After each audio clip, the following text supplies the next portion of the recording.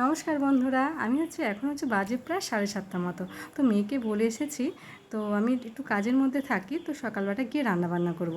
তোমাদেরকে একটা মজার ঘটনা বলি। মেয়েকে বলে এসেছি যে পড়তে যখন পড়তে আসার পথে 4টে ডিম নিয়ে আসবে। মেয়ে কী করছে, সেই ডিম পরে সেটা জানছি, তো স্কুলে যাবে, তো রান্নাবান্না রীতিমতো করে দিয়ে এসেছিলাম, তো সেই মতো খেয়ে দিয়ে বেরোবে আর আমি ফিরব 11টার সময়। তো আমি গিয়ে ডিমের ঝোল রান্না করব। আমি ঘরে এসে দেখি বন্ধুরা, তোমরা বিশ্বাস করবে না, এক বর্ণ মিথ্যে কথা নয়। আমি ঘরে এসে এখানে ওখানে চারি ঘর খুঁজে বেড়াচ্ছি যে ডিম কোথাও, আমি রান্না করব কি। আর ফ্রিজে দেখছি তো ডিম কোথাও নেই।